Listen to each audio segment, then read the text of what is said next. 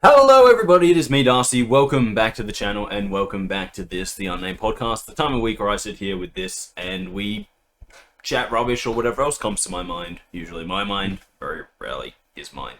Yeah. Guys, welcome back towards the end of November. It is. It is. Again, that'll come up a little bit later as to why the date is actually important to me right now. But let's get started the way we often do with a bit of channel news. Kris, take it away. Indeed. So Monday this week was a little bit of Coral Island. What's Coral Island? Where he didn't fuck up once. Maybe. I have no idea. I haven't watched it. Did you fuck up at all? No. I was right. I didn't get a whole lot done. Yeah. There was... Coral Island has this really weird thing where it's like, you go to festivals, right? Because they do these like things. Yeah. And so I had this festival I had to go to. Yeah. Just interact with everyone and get all the festival stuff. I could only do one thing there though because I don't have any animals. Yeah. When are you going to do that? When I get money to do that. Animals is like super expensive. Maybe you shouldn't have bought clothes. No. You'd almost have No. I mean like, I think it's something like 10 grand for the thing that actually holds the animals. And every day you gotta fucking feed the motherfuckers. Well, obviously. And then to buy them themselves costs a fuck ton of money. So it's like, So hurry up and produce more. generally, yeah. Well, generally, like at the start, because they always happen at the same time every year, right? Whenever you're at the start, it's like 1 month until the animal festival, Yeah. and it's like I've never been able to get to a point where I'm like, okay, I can have animals by the first animal festival. So it's sort of like, why do we do this for this first year? Because you go in. I think it's to make you want the animals more. Yeah, but I think that's doesn't what it doesn't make you want the animals more. Well, it doesn't make you want them more, but maybe someone because you go goes, in. oh, Well, I no, want to but be you more go in. part of that. You go into a festival and there's literally one thing you can do, right? So you can only do one thing. You go in and you do that, and then you leave, and the whole day is passed. It's like 9 o'clock at night. Christ. And it's like, yeah, I only did one thing. And it's like, oh yeah, that's just because how festivals work. And it's like, cool, so pull this festival until year 2. Yeah, that'd make sense. So that, like, you have a chance to build up and get stuff. But I digress. You always do. Other than that, I just went and did some Coral Island things, As a Coral Island is a nice little relaxing game for me to play. I enjoy it massively because of how just relaxing and calm it is. Yeah. And it's an easy game to just sit down and play for a little bit. Yeah. So it's always just good to kind of have that as the end of the week kind of thing, and like especially on long weeks where I've like just been like fucking grinding my face off on the wheel of progress. Yes. It's like sometimes I just want to sit down, play a little bit of Coral Island, relax, not have anything stressful happen, make some money. I suppose. Except for that one time. It's never really stressful. It's like, yeah, did I fuck up? Absolutely. But it's not like the real world. In the real world, once you've financially ruined yourself, it's very hard to get back on your feet. True. On this world, you just gotta wait for your crops to grow. Yeah, okay, fair enough. Because you don't have to worry about feeding yourself. And bills. Well, And they'll come around being like, hey, so your phone bill's due. And you're like, but I'm financially ruined. And they're like, yeah, no, I don't care. The phone bill's due. And you're like, oh, okay. Give me the damn money. Give it me now. Yeah, so, I do like that about it. Obviously, there's a few more games that I will hopefully be able to play over the next... So maybe we'll see a little bit less of Coral Island. Yeah. There's Under the Waves. I gotta get back to that game. Obviously, I gotta get back to Uncharted's playthrough. True. Yeah, Dave the Diver. Yeah, there's a lot. Yeah, it's quite a bit. There's a whole lot. But I'm a little bit apprehensive about going back to Under the Waves at this point in time. Because it worries me. How so? Well, there's a lot of like emotional trauma in that game from what I can tell. Okay, yeah. And I'm not sure. Like, it's just showing that, like, There's like a whole backstory like going on where it's like something about, I believe it's his daughter, Okay. and he's like communicating with his wife who's back on land, and he's going under the ocean to get away from her. Oh, yeah. Yeah, And okay, like, now I remember which game it is. Yeah. There's a whole kind of thing going on there. I'm like, wow, this is like emotional damage Yeah. that I'm not really sure as a human being I'm capable of handling. No, you'll be fine. It's like, I'm like, I don't think I'm mature enough to handle these mature themes. I was because you're going to make dumb jokes about it. Yeah, okay, It's like, yeah. it's like, sit there and it's like, oh yeah, what have I been playing recently? Oh, I've been playing a little bit of Space Marine. Oh, are you mature enough for that? Yes, because it's only violence and blood and Yeah, it's just violence. ultra violence. Yeah, pretty much. It's like, but no, give me a hard-hitting emotional trauma, and I'm like, no, I don't, we will not be dealing with this. I don't like this right now. I'm turning it off. I got enough of this in my real life. I don't need this in my video. I didn't want this here too. But yeah, so yeah, as I said, it's nice. It's good to play. It's good to have like a little calm down kind of thing like that. But Fair. obviously, there are many more games that we should be playing, and with my time coming back to me now, you guys will probably see a little bit less of Coral Island, which is my quick and easy go-to, and a little bit more of other games. So if you do have any suggestions on stuff you want to see, mainly me play solo. Yeah. Anything that I can kind of play solo is easier. So Yeah. we'll see how we go with that. I briefly got distracted by Do Not Feed the Monkeys. Don't feed the monkeys. Yep. That's I have lots of games. I'm intrigued on that one. I have lots of games. Very intrigued. It sounds like it's going to be stupid fun. Oh, it might be. I don't know. I got it in. I'm pretty sure I got it in a part of a Humble Bundle. Oh, nice. Anyway, Yeah. Anyway, moving on. moving right along. To Wednesday this week was Satisfactory. We finally get back into that. Yeah, this one's actually very Productive. Ooh, not really. Slightly. I will say this: Yeah. we filmed 2 hours of it. Yeah. At the end of this first one, I've built the pipeline, and it is not a good pipeline. Well, yeah, true. Um, And I haven't done a lot at that point, I don't Yeah. believe. you've done a little bit, but It's the next episode where I make a bit of more of an impact. well, that's the thing. I'm like, I finished the pipeline. I've got to put a few pumps on it. I'm like, but there's an hour. I spent that whole 2 hours working on the oil. Yep. I'm like, I'm already finished most of it. So what do I spend the next hour doing? Now I know I've still got to set up all of the actual manufacturing over there. And Yeah, I mean, well, you came over and Poorly. we had a bit of a discussion on what was going to happen. well, But I that think happened. happens in That's the already first happened. one. That's Yeah, already okay. happened. So, like, in the worst way possible, Yeah. I have set everything up over there, and I say that because I've already decided that I need to fix some things. Yeah. Like the pipes in general. I believe I say it in the video at one point. I'm like, hey, look, I've got a pipeline that's not even slightly straight or something like that, because it kind of goes like this. Okay, And yeah. I'm like, I hate that immediately. Yeah, Like, sounds right. this is what I get for not lining things up. And But, you know, the point is that, like, I knew from the beginning that the setup would...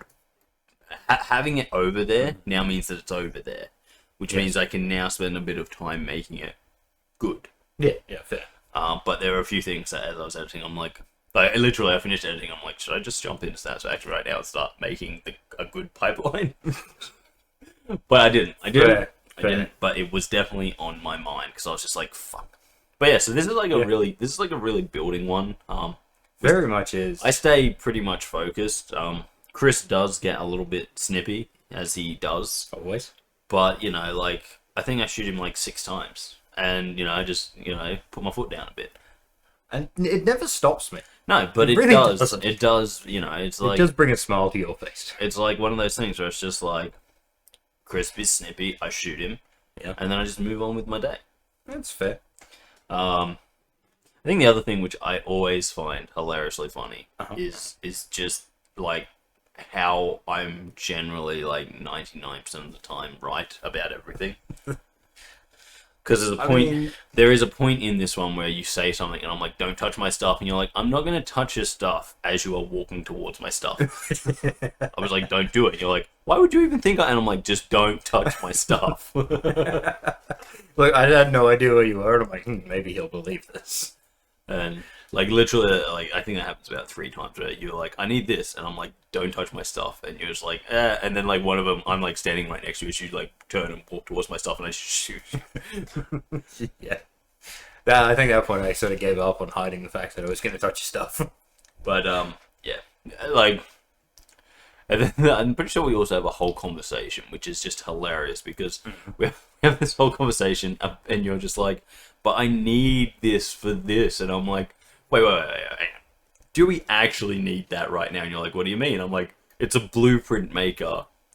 I'm like, "We don't use them to begin with, and secondly, and this is probably more important, everything's fucking shit right now." And you're just like, "Yeah, but it's a," and I'm like, "We have to get things fixed," and I think that's when you change doing what you're doing too.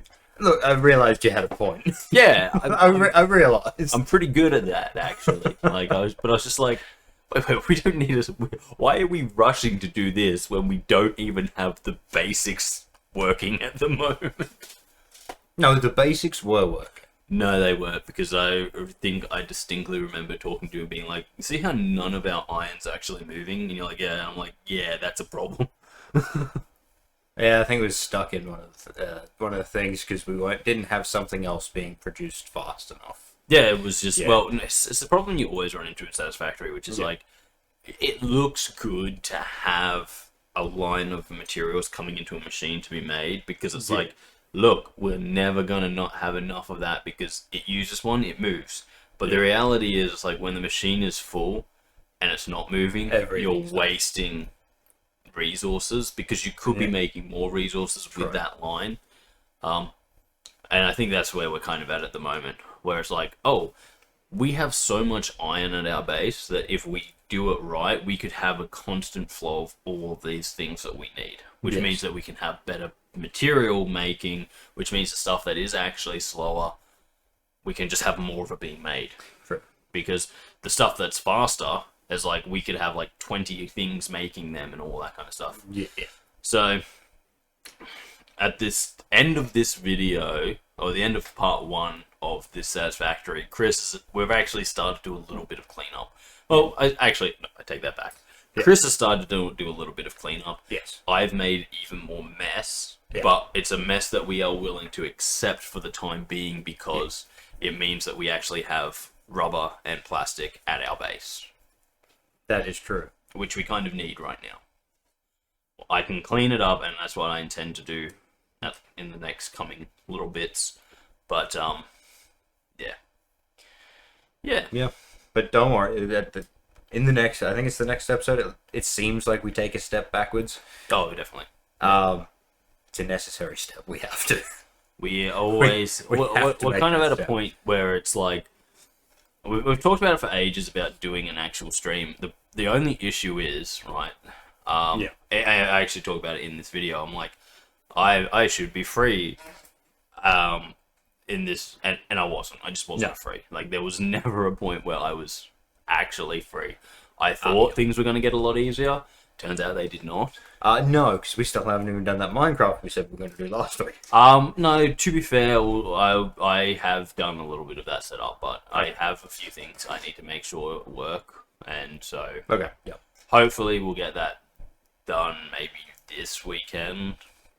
Potentially. We'll see what happens. Yeah, I just have to do. A lot of it comes down to just time, I think, and like, you know, I talk about it in the Satisfactory, but I was like, when we filmed that, it was about week 1 of November, so it was a little while ago. And at that time, I just finished with most of my year 12s, and like, for my job wise, I thought, like, I'm cool, I'm done. I've just lost about 6 hours worth of students. Yeah. And I'm like, that's great, that's 6 hours I got back. And then my boss was like, oh, great, now that you have lost those students, I can now just load you up with a bunch of other students. And I was like, are you actually fucking joking? And she wasn't. So instead of getting time back, I got no time back. You may have even lost. No, well, technically speaking, I got like 1 hour a week back, but that doesn't really mean anything. No.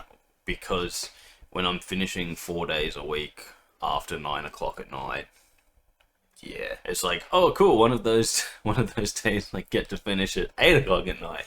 Yeah, and it's like, yeah, we could sit down and we could film after that, but like, the reality is when I'm at work, it's like I do the morning, like probably like 10 till 3, working on the channel, and then I go and do 6 or 7 hours of tutoring, and I get home and I'm like, I actually don't want to do another 2 hours of work. I just want to sit down for a bit and... No, I agree. I understand that. Yeah. So, you know, it's a little bit... It can be a bit like that sometimes, but... Yeah.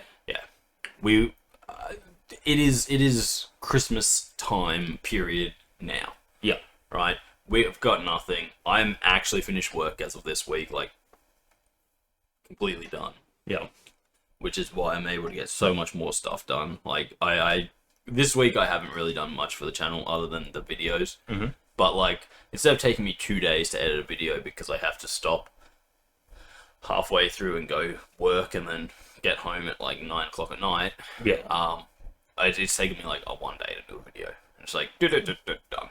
Yeah, fair. And so, the plan is that I should, well, once this week's done, because this is the long week, this is the Minecraft week. Yes. It's like next week should be a piece of cake for me.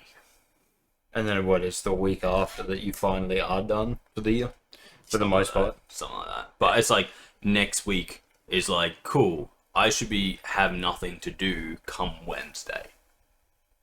Yeah, no, that's and so it's like, right. I've got Wednesday through Saturday of time where I can actually be like, cool, let's do this, or cool, let's do that, or cool, let's...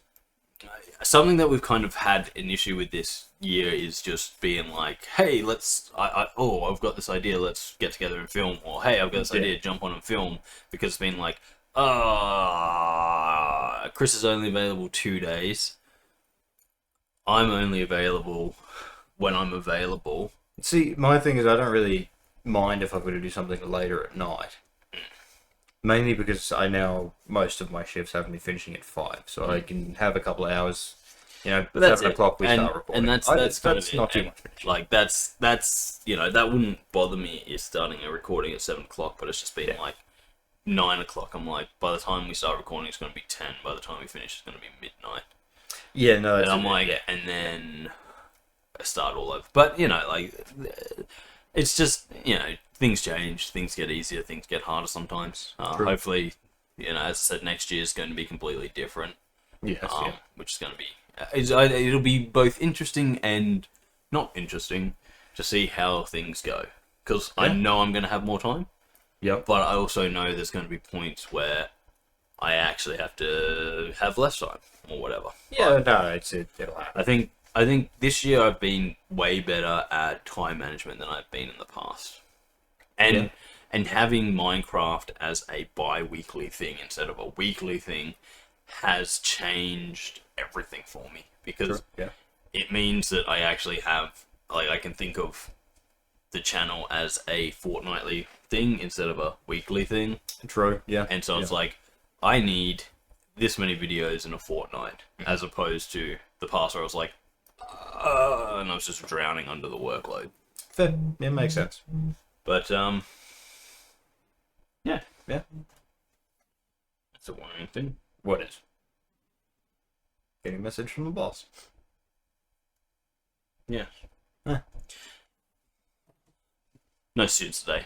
Anyway, point is that, this, Satisfactory came out. It's a work-based one. There's not much going on, but it's a necessary work one. Both these two parts, they're necessary. We need to get them. We need to do what we're doing in them to actually be able to progress any further with all the fun and crazy parts. And the next one will be either very much the same, or we do a stream and sort that. I'm actually hoping we can. I'm hoping we can get a stream done. Yeah.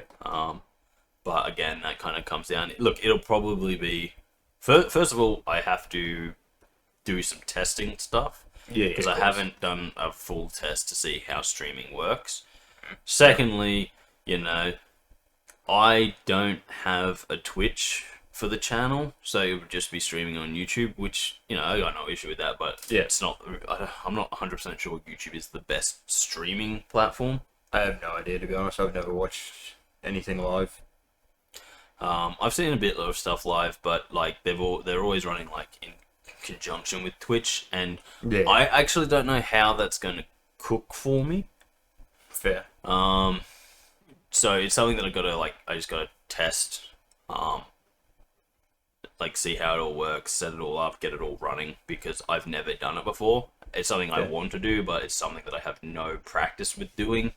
So hopefully, I say it's early December, but I know that's going to lie. So hopefully like mid-December we'll be able to sit down, do some stuff. Obviously Christmas is our least crazy time for the channel, because unlike Halloween where we do a whole week, and Easter's not too bad either, but for Christmas it's like we do one Christmas related video, generally a Minecraft and something else. Yeah. A lot of other years it's been Mario Kart. But We'll see if we can find something else this time. See what we can find Christmas related. There's a few new games there. No, there was that Viscera cleanup one. There was that Viscera cleanup one. I don't know. It's less Christmas and more like a winter related game. But Which one? for Christmas. Yeah, but which game? Oh, I said basically I was talking about the fact that we don't have to find a Christmas game, just a winter game really. Yeah, you were fair. But like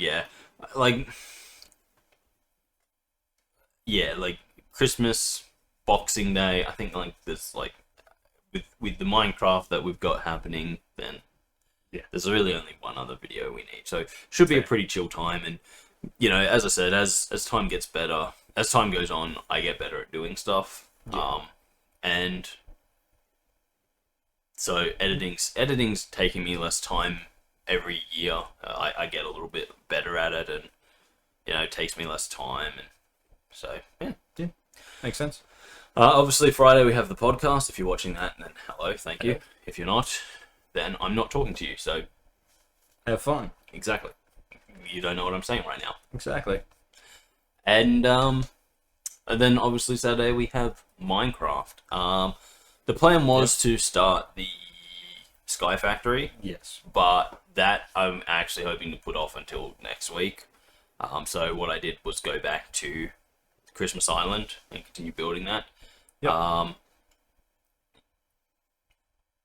It moved along. It's moved along so much, but at the same time, There's still a lot to do. it's so much to do. Yeah. I've kind of figured out how I'm doing it now, Okay. which is I think it's the most important thing when undertaking a big Minecraft build. You need to have a plan of attack. True. So what I kind of started off with originally was just like, oh, I'll build a mountain, and as I build it, I'll put in challenges, right? Yeah. And I thought to myself, that's a pretty good way of going about it. And then as I actually started putting that in practice, I was like, oh, that's a terrible way to go about it, because it's sort of like I build, and then I'm like, oh, I need to put a challenge, but I haven't made enough room for what I want to do, or I don't know what I want to do. So what I kind of did this time in this episode was kind of lock down challenges that I wanted to do, and then make the build space for them, and then continue building the shell around them. So it's kind of like, here's this thing that we're going to do, here's the shell of the mountain around it, and that way the things built the mountain just then needs to conform to what's there. And I think makes sense. I think that's the best way to go about it. So I think I've got 2 to 3 more challenges to build, depending. I do have some ideas for what I want. I just have to test them to see if they're going to work. Hopefully they will. We always hope so. If they don't work, then basically what I do is I just adapt. Of course. I figure out a way to make what I want to make work. So I would say I'm probably about 40% done. That's pretty good. Maybe closer to 50, because the reality is, once I've built the outside of the mountain, the next part, the last challenge, or the last part of the challenge, doesn't require actually doing anything. The hard part is building the mountain, obviously. Is sort of what I'm saying. So there's a whole challenge that I can't put in, or there's a whole part of the Christmas challenge that I know I want in there that I can't do until the mountain's finished. Originally, I was obviously it's a mountain, right, guys? That's the big thing. It's a mountain, so there's going to be challenges to climb the mountain. Okay. And then there's going to be a ice slide from the top back to the bottom. Okay. And the plan is that ice slide's going to have branches and stuff, so that, like, I think the beginning is we'll start and go down, and you can go either way. Yeah. And then there'll be different challenges. There'll be not challenges. There'll be different paths down. Yeah, that makes sense. Yeah. Like, so that's going to take time, but at the same time, it's not as time consuming as building an entire fucking mountain. Well, true. Yeah. Which, you know, is a big part of it. Like, well, yeah, that's true. It's quite literally the biggest part of it, and so that is what's taking all of the time. Yeah. I'm about 50% built, and as I said, I think I want 2 to 3 more challenges going up. Yeah. Okay. And yeah, basically, as I said, if it's like the hard part is like coming up with a challenge and being like, this is what I want. How do I do it? And I go, okay, well, this is how I think I do it, and then I try that, and if it works, then we're good, and if it doesn't work, then I have to make adaptations. But one of the big things is just coming up with those ideas. So, to run you through some of the stuff I've got a jumping puzzle.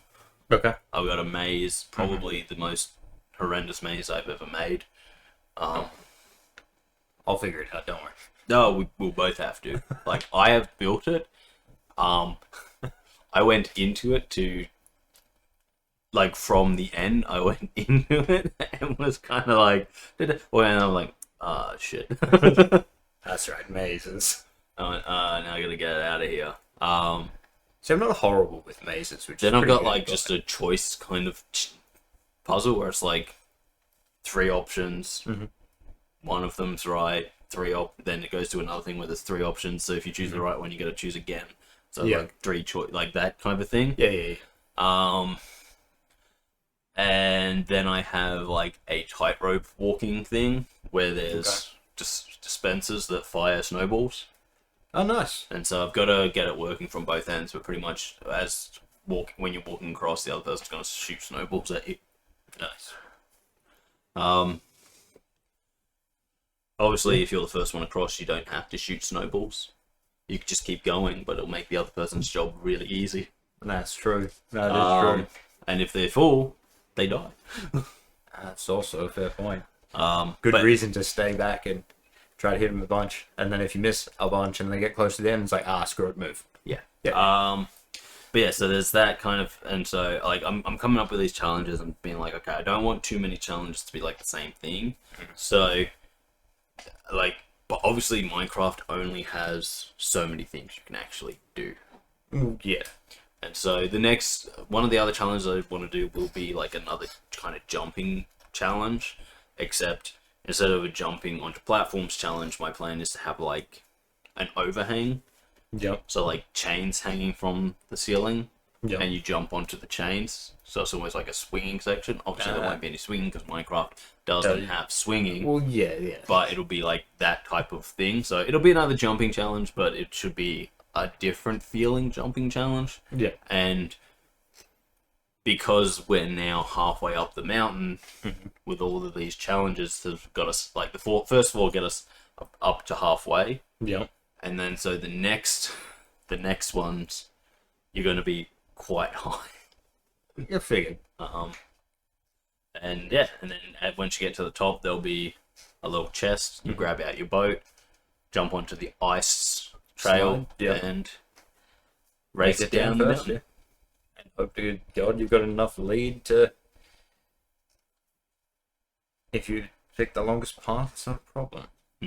Yeah. I'm feeling like it's going to be like a Rainbow Road thing, where it's like you can fall, and if you fall, you end up in a situation where it's like you're on a slightly slower. Like if you fall straight to the bottom, Yeah. it's like you can still row, but you're going to be really slow. Yeah, fair. Versus someone who's actually managed to stay on the path. Okay, fair. Makes sense. The other big thing is like I'm kind of thinking about like checkpoints and being like, oh, how do I set? Because obviously respawn points, right? That's what I'm talking about. But it's like, where should I set them? Should there be? I'm like, should there be? Is the first question. Should there be checkpoints? Wow. The idea is that there To will make it interesting, no. The idea is there should be points where you can fall to your death. Yes. Or if you fall, you pretty much lose all of your progress. Yes.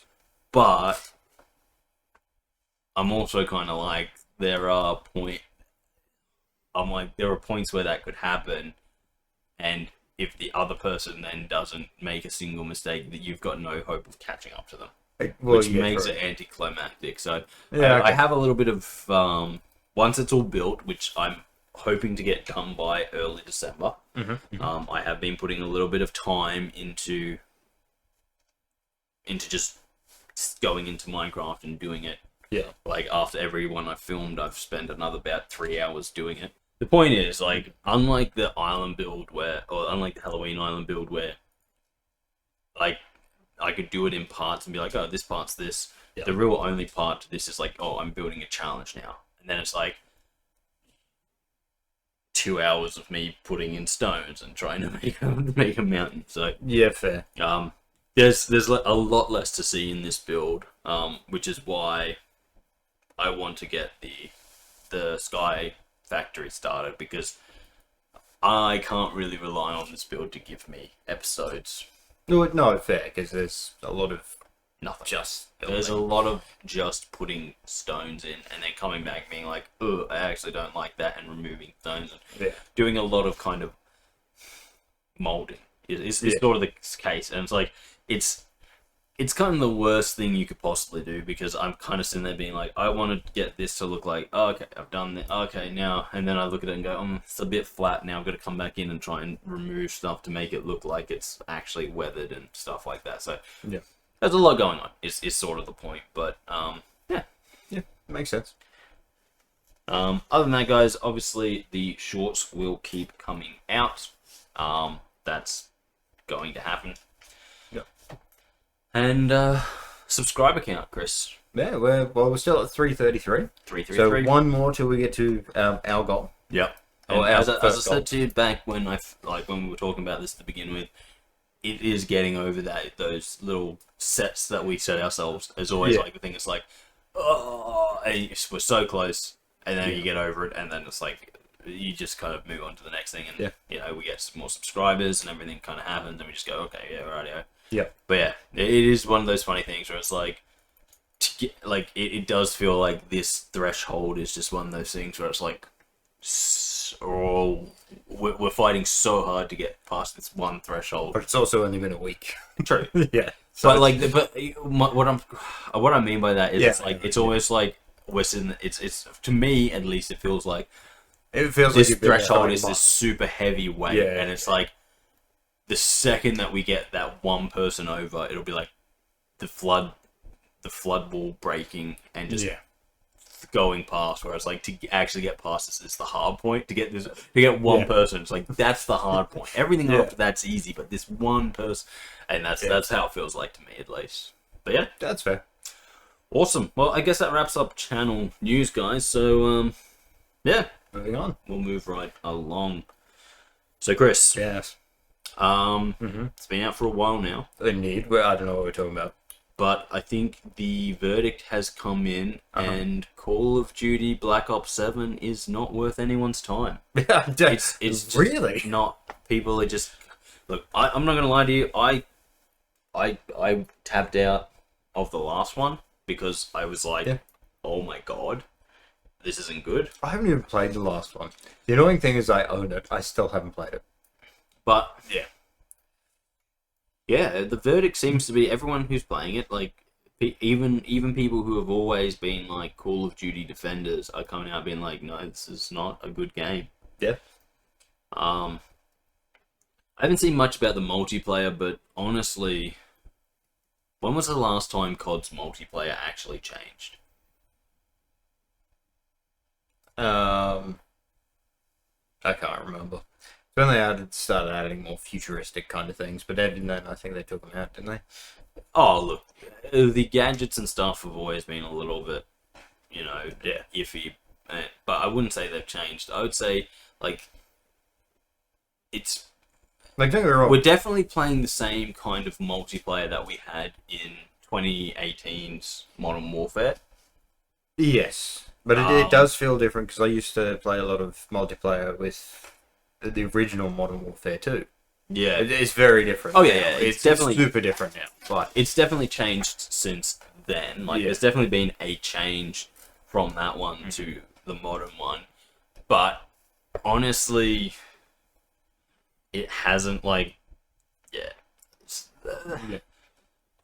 I feel like you'd be, like, it may be whipping a dead horse to say this, but, like, Call of Duty... If Call of Duty can't get its multiplayer right, then there is absolutely no reason to put the game out. Oh, no. Because that's what most people are playing it for. Yeah. As crazy as it sounds, most people don't really give a shit about the Call of Duty campaign. Like, if it's a piece of shit, which it was, but most people don't care. Yeah, fair. As long as the zombies are okay and actually, I take that back. As long as the zombies are good. Yeah. And the multiplayer is what you would expect. Yeah. People are generally okay with COD. But apparently, and again, I don't know, I haven't put any of my own time into it because I refuse. No, I'm just not giving them any of it more. But, yeah, it's just, it has not lived up. I don't even know if, I'm pretty sure this one has zombies. I have no idea. But, well, it's one of the 3 pillars of Call of Duty. I think every game has to have zombies now, otherwise they're missing out on sales. Because it was the pillar of Black Ops and only Black Ops. No, that's not true. Well, originally it was. No, zombies actually started with World at War. Oh, that's right, it did too. I forgot about that. Yeah. But yeah, and then it was also in, I want to say Advanced Warfare, the one... I never played Advanced. Yeah. But anyway, the point that I'm making is there's a whole variety of COD players that only buy the game or only play the game for zombies mode. Yeah. Which is why I feel like zombies has become a thing where it's like, oh, we've got to make sure it's got a zombies in it. Yeah, I mean, that's why... I guess the Modern Warfares never did, but they had Warzone, which was... Well, the original Modern Warfares also had the... and I quite enjoyed it. It was the Special Ops. Yeah. Yeah, they were great. But I'll say this, right? Because it's something that I think a lot of people have been saying for many years now, which is why don't they just release a Call of Duty's zombies game where it takes all of like the best zombies, and you just get all of them, touch them up, make it good. Instead of putting out a new yearly release, just put out that one year. You don't even have to do anything. You just have to go back and the most you'd have to do is upgrade the things. So like go back to Black Ops 2, where the maps had like the stories and everything. Yeah. Go back to Black Ops 1, make those fucking maps look good. Do you remember? Yeah. Like, because there were some pretty decent maps. Or even add in what they took out of transit. Well, didn't take out of transit, but hid in transit. Yeah. But just Like, you know, that was the biggest thing, because people figured out how to get through that fog. But it was supposed to be in there. But it was, what was it? It was too big or too, what am I thinking of?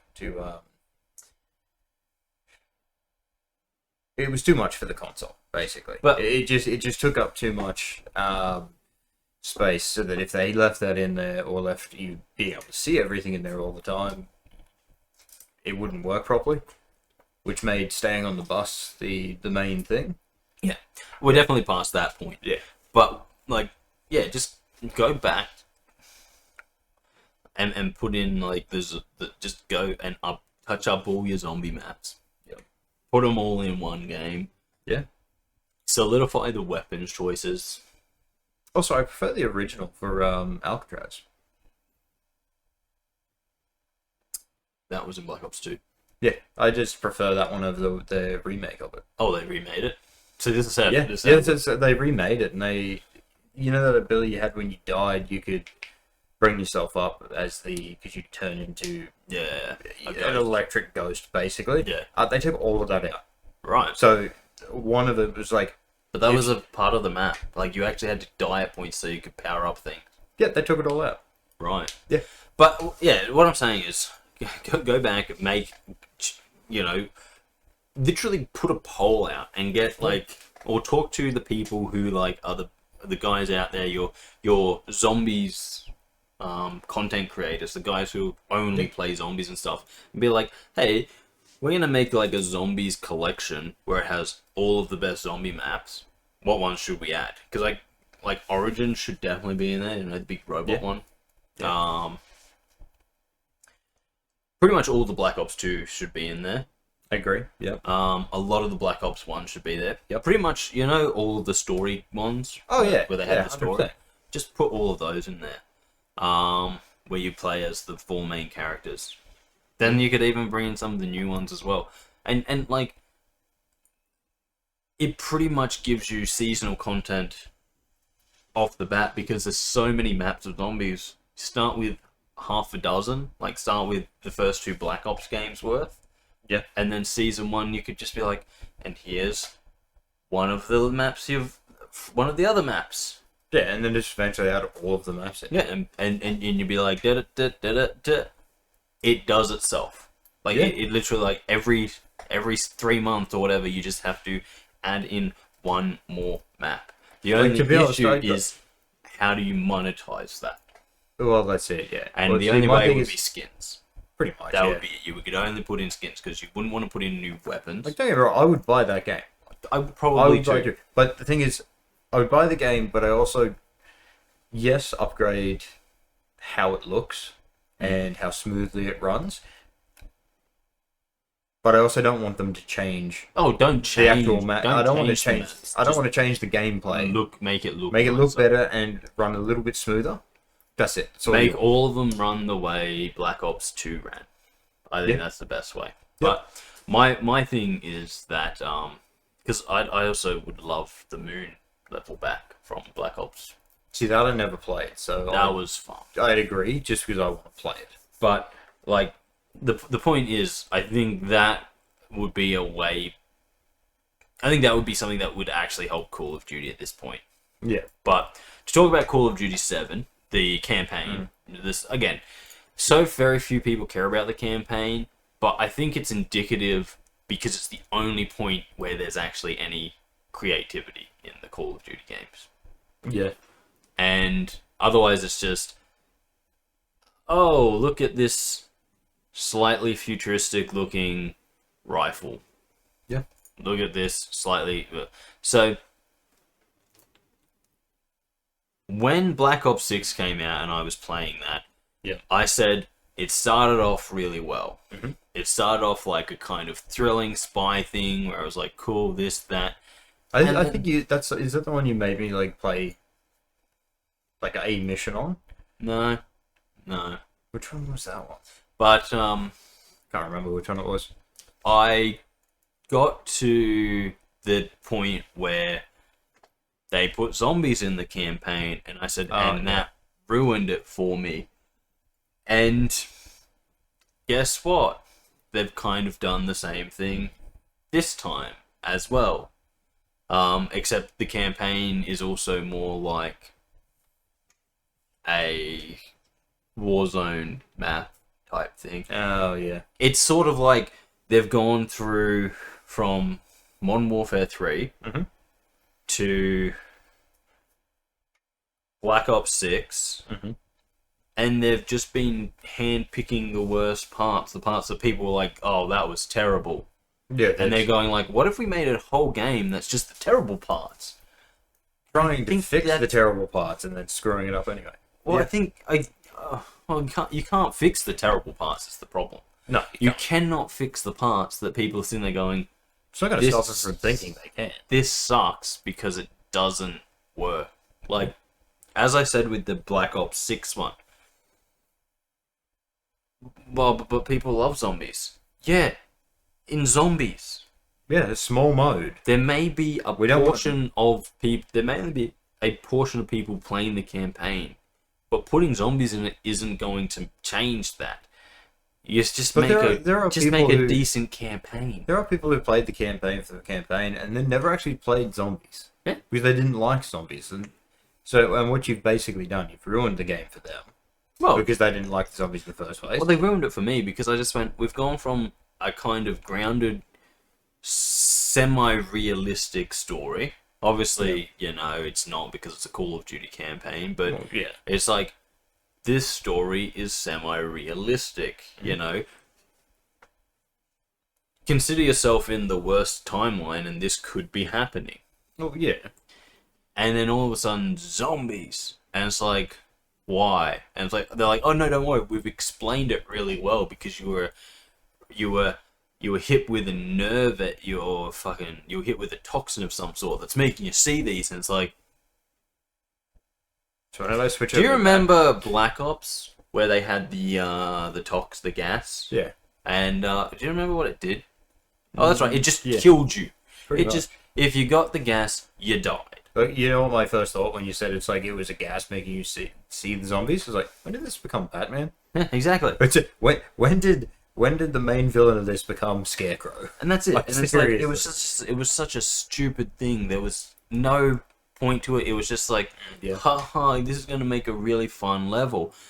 And then again, as everyone said, for the rest of the campaign, there are zombies in it as well. And it's just like, surprisingly, I don't want that in my spy thriller campaign story thing. I don't want zombies. What I want is spy thriller campaign shit. Like, no one ever expects a Call of Duty campaign or any of these first person shooter campaigns to be great, especially when the reality of it is most people are only getting it for the multiplayer. Well, let's face it, a lot of people used to play, and they stopped doing it years ago, but a lot of people would get the game, they'd play the campaign once, and then never play it again because now it's just multiplayer. Yeah. I don't want to do the story again because it's the same thing. Yeah, like, what was it? It was the 10-hour COD campaign that everyone used to be like, yeah, you get it, for the first 10 hours you play the campaign, that way you get your shooting back, then the next 200 hours you spend on that game is all in the multiplayer. Yeah. Yeah, cool. That was great. I love that. Yeah. But, so Call of Duty, we talked about it last week with Battlefield 6. Yeah. Its campaign was rubbish, but we don't expect much from it. Same with Call of Duty. We don't expect much from a campaign. We expect it to be there, and we expect it to be the standard military. We expect it to be something decent. But yeah. And like, they just haven't been providing that. And like, I'll shoot out a quick like contradiction to what I was saying, but like, Halo, I think, is the ultimate opposite to that, where it's like, it's a first-person shooter, but when Halo 1, 2, and 3 and the rest of them were coming out, you weren't buying them for the multiplayer, you were buying them for the story. Oh, yeah. And then the multiplayer was an added bonus, whereas COD, Battlefield, they've always been the opposite. You buy them for the multiplayer, the campaign's an added bonus. Yeah. And like, I just feel like the people making Call of Duty have no concept of how to do things. Like, you don't need to make a crazy story. Just make something that's grounded, that seems soldiery, and people will be happy. Pretty much. Like, let's be real. I think the best campaign they've done in a long time was Modern Warfare 2018. Okay, yep.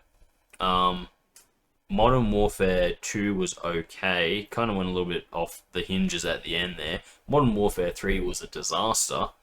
So I don't think I've played a campaign since Black Ops 3, to be honest. Cold War, which came out between the two Modern Warfares, was okay. Like, it had a lot of kind of fun little elements to it.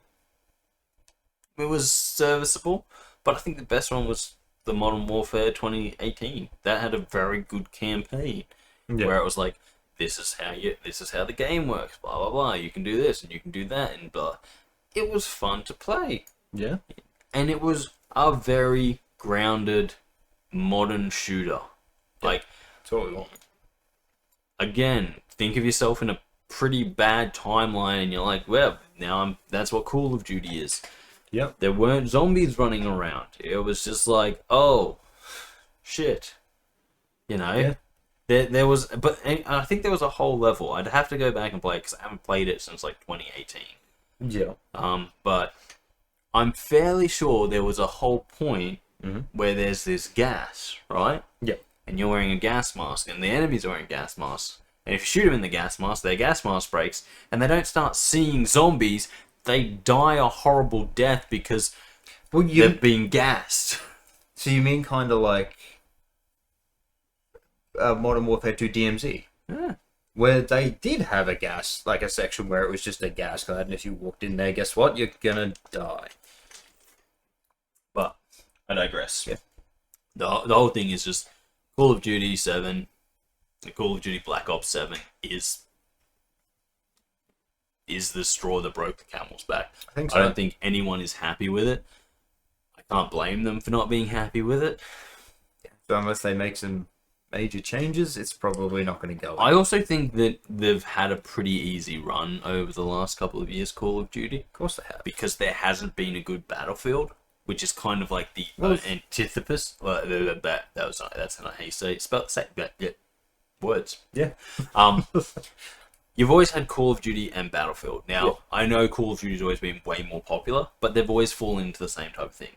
Yeah. It's just, whereas Call of Duty does tight, small battle, fast-paced battle, Battlefield does big, more open stuff. Yeah. But I think what really hurt Call of Duty 7 is that Black Ops 6 was not Black Ops 6. Battlefield 6 is and continues to be a really fun game. Yeah. That when you compare other games, like when you look at Call of Duty and you go, cool, am I going to go and spend my time playing Call of Duty or am I going to go play Battlefield 6? Yeah. You kind of go, well, I'm going to go play Battlefield 6. It sort of feels like they've, in the last few as well, they've aimed the game no longer at its main audience, but more its streamers as well. So as if they're trying to get out on that more.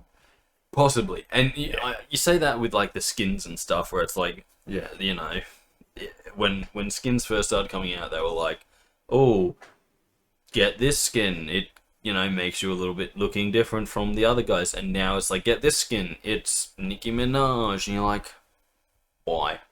No, it's a good question. Get this Why? skin. It's Rick and Morty. And it's like, why? We can do mods for that.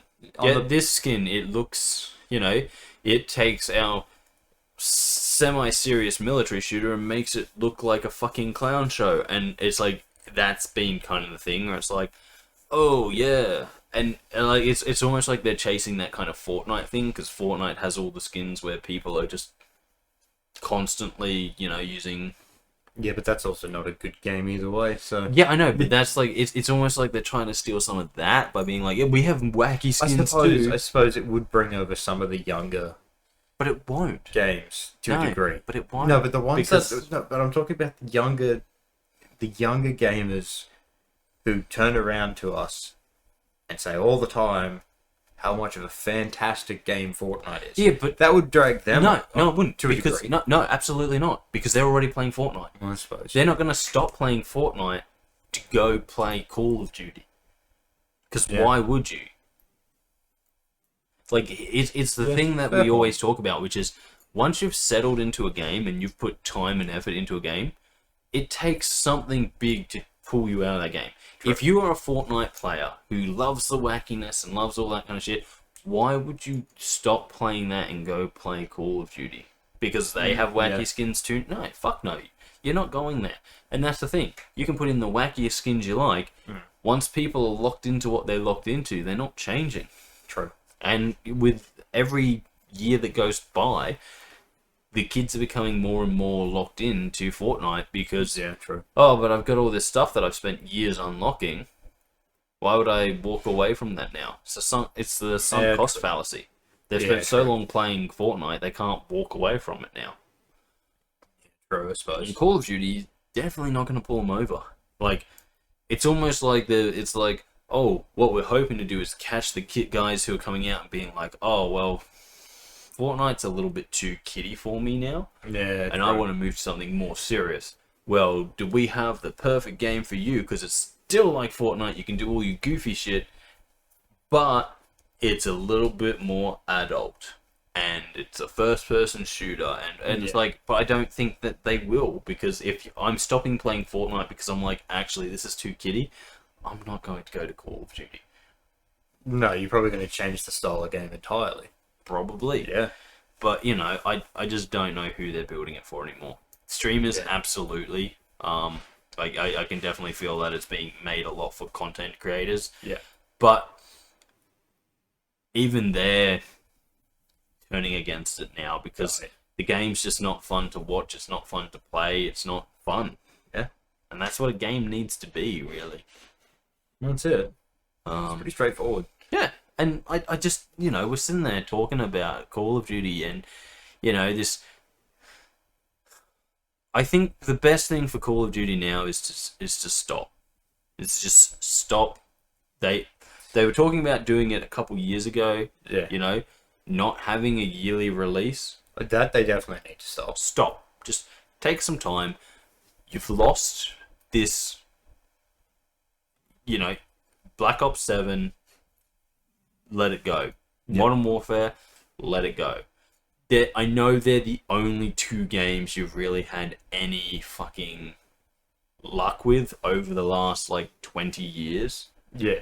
Like, ever since Modern Warfare 4 Call of Duty 4 Modern Warfare came out, yeah, you know, you've been stuck on the Black Ops and Modern Warfare. You know, you left World War II, you came back to it didn't sell. You went, well, we'll try it again. It didn't work, and so you've stuck with Modern Warfare and Black Ops, and they've been the two. You know, they've tried so many times to start other lines of Call of Duty that they just never work. No, well, I agree. They've got to take time off. Stop trying to put it something out. Take some time off. Take like 3 years off. Let your Warzone just be a Warzone. Do that. That, you know, you don't need a new campaign and new multiplayer to have that work. True. Take some time off. Make a better game. But just, you know, over the next... Take 2 years, right? Take 2 years off. Don't make a Call of Duty game for 2 years. Yeah. Come back in 2 years' time with a zombies game that has all of the original Black Ops and Black Ops 2 zombies maps in it. Mm-hmm. And then slowly build that. Get some goodwill back by doing that. Yeah. Okay? People will still play multiplayer on all the other games you've got. People will still play Warzone in your Warzone. Make a good game that's going to win people back. Yeah. Then, you know, after you've made that game, take another 2 years and fucking finish the Modern Warfare new trilogy. Fuck off Modern Warfare 3. Scrap that. Say it never fucking happened. Say Modern Warfare 3, actual, proper game that finishes the story. Well, Modern Warfare 3 was just Modern Warfare 2. Let's not forget joke about it. That's what that ever was. happened. No, because it was shit. Forget it ever happened.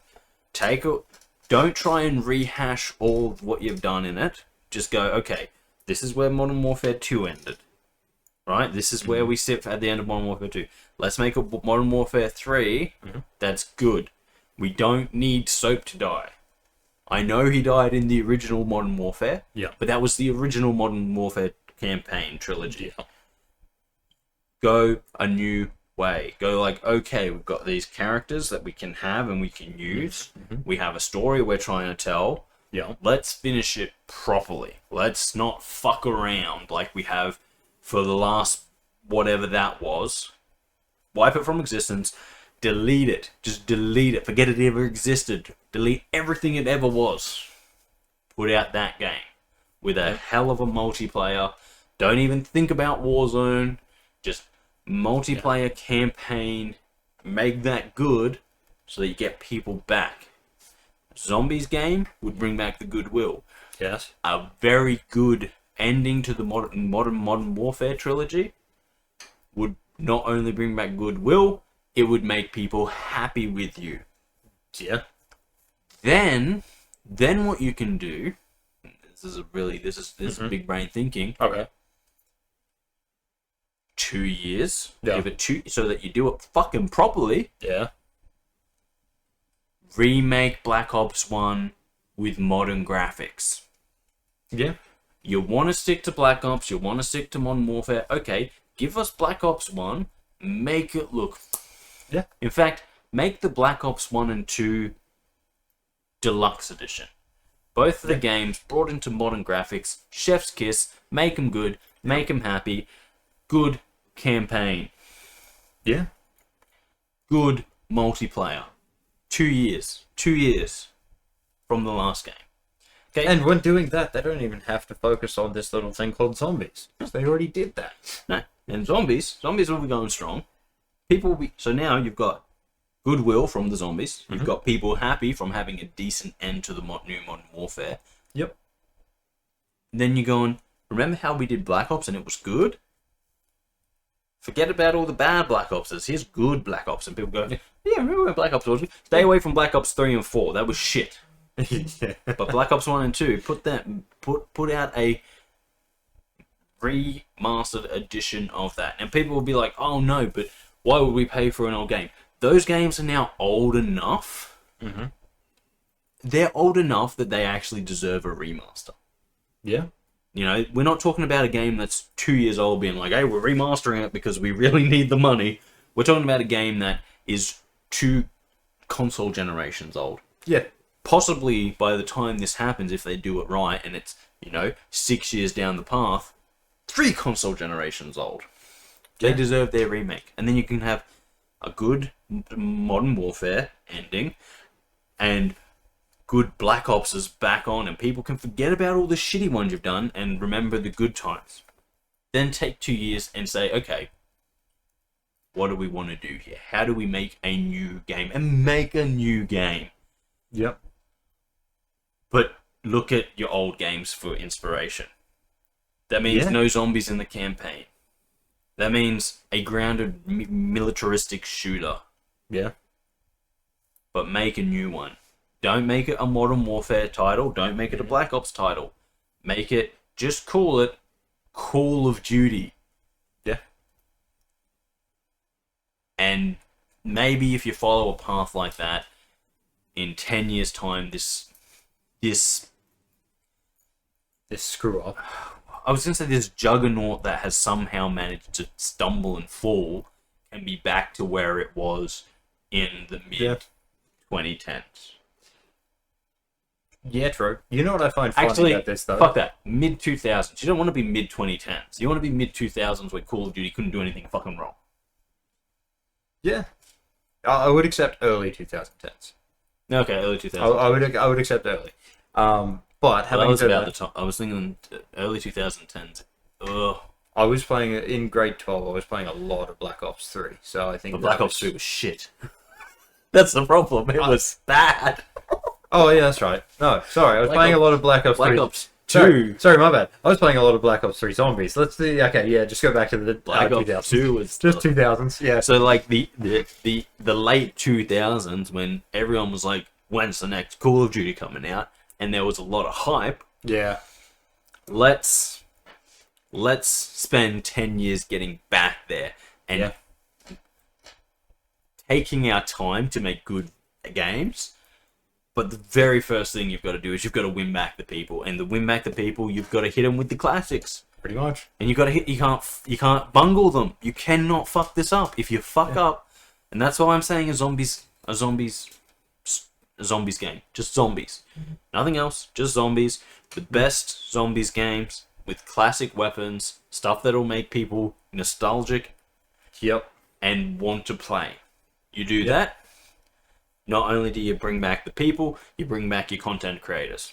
Because there's a lot of content creators who, if you went, we're making just a zombies game, it's going to have your fan favorite weapons like the ray gun Mark II, all of the wonder weapons. Damn straight. The 1911 so that you can get Mustang and Sally when you pack a punch them. Yes. Bring back that kind of stuff, and people will be like, okay, Call of Duty, we're gonna believe in you again. We're gonna believe you want people to care about you. Yeah. Then you take 2 years, make everyone forget about the bad Modern Warfare 3 ending to the new Modern Warfare trilogy by literally removing its existence from everything you have. Yeah. Make a new one 2 years later, so that's like 4 years down the track now. Yeah. Yep. And people go like, oh, Modern Warfare 3? Didn't that already come out? Oh, no, it must have been our imagination. You put that out and you make it good. And if you make it good, people will be like, okay, here we go. Yeah, that's pretty good. Another 2 years down the track, we put out the Black Ops 1 and 2 remakes, looking schmick, looking good, telling a good story. People are now going, remember when Call of Duty was good? Yeah, because it's now. It's fucking now. Yeah. And then 2 years down the track, you release your first new title Yeah. that just has work put into it. It's not rushed. It's you know, you've had, how many studios do they have now that are mainline Call of Duty? They've got Infinity Ward, Raven. I don't know all, to be honest. Sledgehammer, I think. I don't know if all three of them are still doing it, but that's a lot. Like, if with 3 studios, if you go on a 2-year cycle, each one has about 6 years to make a singular game. Yeah, true. They've got the time to make it work. Make it good. And so... But I do find it funny, talking about this, how a few years back everyone was going, oh, why do they keep remaking or just updating old games and all that sort of stuff? And now we're all going, please, just update old games. Well, we're kind of asking for it now because a lot of... I find that a lot of companies that have been making new games recently have just been like, they've been putting out shit. Well...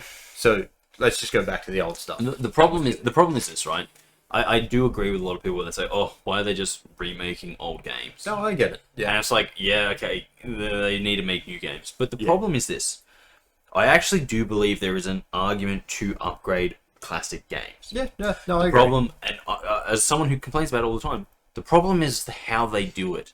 Yeah. Like, I have complained to no end about Gears of War. Because... Now, they've remade Gears of War 1 twice. Yep. 2 times. But they've never remade the others. No. So, we've got a very schmick-looking Gears of War, an even schmicker-looking Gears of War. Yeah. But we don't have any... If you want to play the rest of the story, go back to Xbox 360 graphics. Why? Yeah. If you're going to update it, update it. Oh, same with Halo. We have an excellent-looking Halo 2. Yeah. Woo. We have a great-looking Halo. Yeah. No, we don't have. We don't have a Halo 3 at that same level. Yeah. But you know what they're doing? They're redoing Halo 1. Yeah.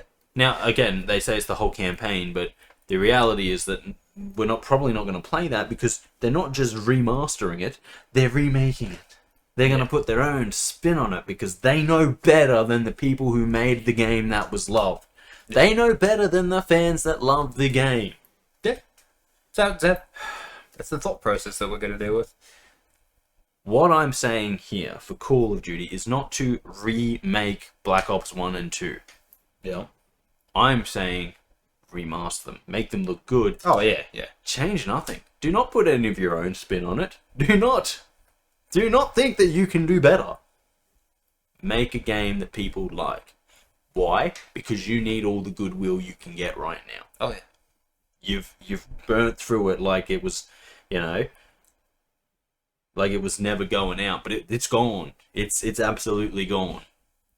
You need wins now. And to do wins, what you do is you rehash the classics.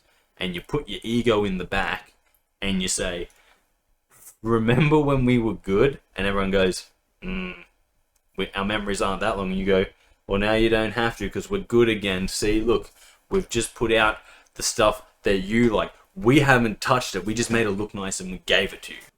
We're not putting our own spin on this. We're not, being like, oh, well, we should change this part of the story because we can probably do it. No, we're not doing any of that. We're giving you what you want. Yeah, I agree. And why are we doing this? Not because we are going down a trend of only giving you remakes, because honestly, that's bad, because every remake that comes out that's worse than the original is a reason why you don't buy the remakes anymore and you just go back to playing the originals. Pretty much, yeah. But you need the goodwill. And right now, the only way that they can do it is to try and fix their fuck-ups. So as I said, give it 2 years. So there will be no Call of Duty next year. The year after that, hey guys, you like zombies? We got zombies. Yep. Only zombies. I know, that sounds crazy, Call of Duty. No one would just buy a zombies-only game. Nah. That's a little distraction. It's one of your most profitable distractions there's ever been. Okay? Yeah. Just do that. Pretty straightforward. Fix your games. Fix the fuck-ups that you've made. Get some wins under your belt. And then try and do something new and original. Yeah. And when you do something new and original, make it new and original. Don't play the old beats that you've been doing. Hey, quickly, we're making a new game. Put Woods in it. Oh, quickly, we're making a new game. Put Price in it. Yeah. No. If you do things right, you will be in a situation to start a new campaign. And when you do start that new thing, you need to start fresh. You need to not have any connections to anything you've done before, because what happens is when you put a character like Price or Woods into a new shitty story, every time we see them, we go, oh, remember that game they were in that was good? that was I hate this game. Yeah. So, start fresh. And guess what? You do it right, you've got about 8 years to start planning this out. Yeah. So plan it out for 8 fucking years. That's pretty fucking Don't sit there and be like, oh shit, we've got a game to make in 2 years and we have to start it now. No, you've got 8 years. Start now. Start coming up with a story. And go, in 8 years' time, we're going to have to make this a game. Yeah. But you don't need everyone there right now. You just need someone who can make a fucking story. And make something that people want to play. Yeah. And then give your studios enough time to fucking make the game. Well, yeah, that's probably the biggest issue. They're not giving their studios enough time. I wouldn't say that's the biggest issue. I'd say the biggest issue right now is the people who are in charge and are coming up with the ideas have nothing. Well, yeah, I suppose so. They don't have ideas and they're just rehashing shit. But if you're going to rehash properly. Remake the games. But as I said, it all starts with winning back some of that love. Because the love is gone. The goodwill is gone. People are literally sitting there being like, well, Call of Duty's dead, isn't it? Yeah. You don't want that to be the case. You want to come back. You need to win back that goodwill. Yeah. It's pretty simple. It is indeed.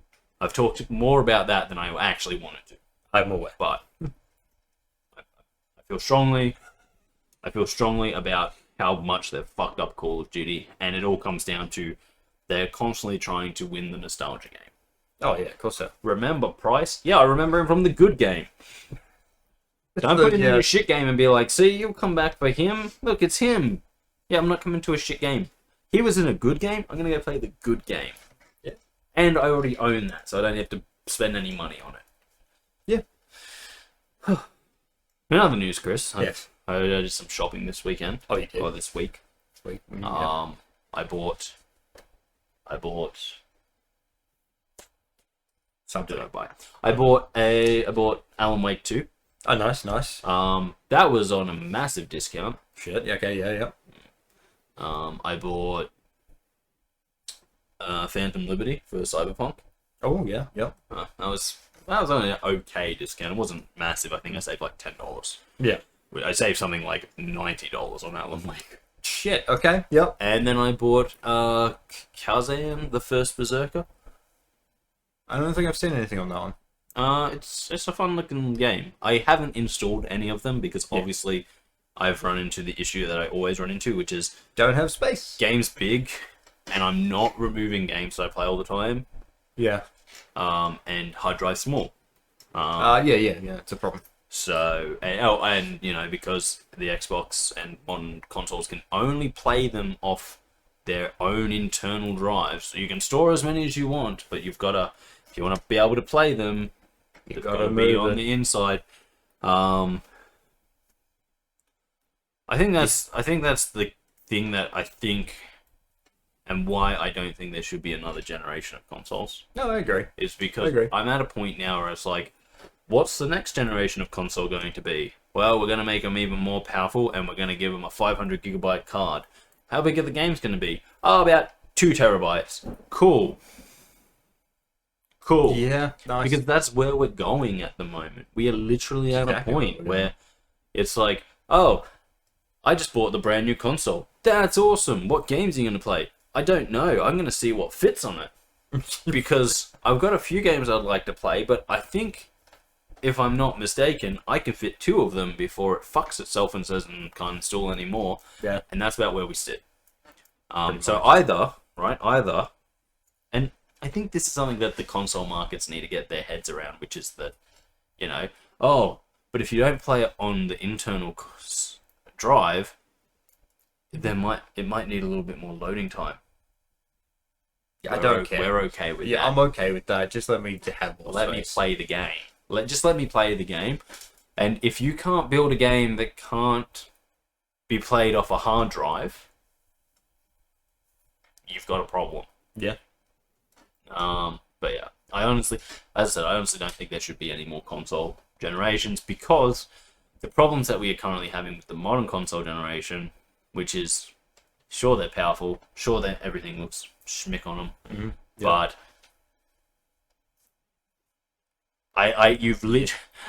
for the first time in my life, I'm literally limited to how many games I can play. Now, I know me and Kris joke about it all the time because I have millions of games. It's an over-exaggeration, but like, seriously, we talk about it all the time. Between my Steam, my Xbox, my PlayStation, my Switch, I probably have 1,000 games. Because I buy games, and then I never play them. Because I'm like, I don't have time to play that right now, but it looks cool, so I'm going to buy it. And I buy it, and then I forget I have it, and then we have the whole conversation where you go to me, hey, have you seen this game? I'm like, nah, tell me about it. And you're like, this. I'm like, that sounds really cool. Oh, wait, I own it. Yeah, pretty much. Like, we've had that conversation about 3 times in the past year, where Kris tells me about a game that I've never heard about, yet I've already owned. Yeah, because he's immediately forgotten about it. It happens, okay? These things happen. Yeah, of course they do. I do it all the fucking time. But, you know, like, of all the things, it's my new Xbox that kind of upsets me the most, because I sit there and I go, like, I have these games that I want to play, but I'm not someone who sits there and goes, I want to play this game tomorrow. So what I'm going to do is, before I go to bed, I'm going to install it so that it's there waiting. I'm someone who walks in and goes, what do I feel like playing today? Oh, I feel like playing this. Oh, I can't, it's not installed. By the time that it installs, But you know, an hour later, because it's 150 fucking gig, yeah, I go, actually, no, I don't want to play that. I made a mistake.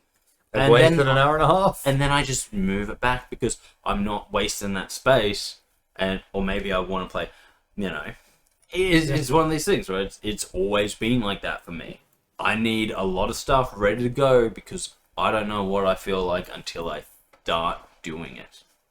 Yeah. And I feel like the modern consoles just can't cope with that. No, of course they can't. And if they can't cope with that, why the fuck am I wasting my time with them? Yeah, I agree. Anyway, Yeah. It's been a bit of a downer of an episode, but I believe Call of Duty. Call me. We can make a deal. I'm very affordable. You'd probably be cheaper than everyone else they hire. Oh, I just ring me up, okay? Drop me, let's say 2 million. Yeah, Like 2 million, you guys can afford that. Trust me, you need to afford that. And I will give you a fucking road plan to become Call of Duty again that will solve your fucking problem. Yeah. Because what you're dealing with right now isn't good.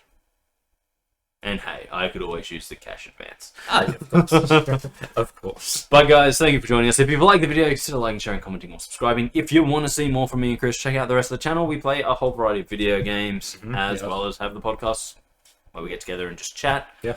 And, yeah, guys, until next time, I've been Darcy. That is Kris. Indeed. And we will catch you next time right here on the channel. Indeed. Adios. So.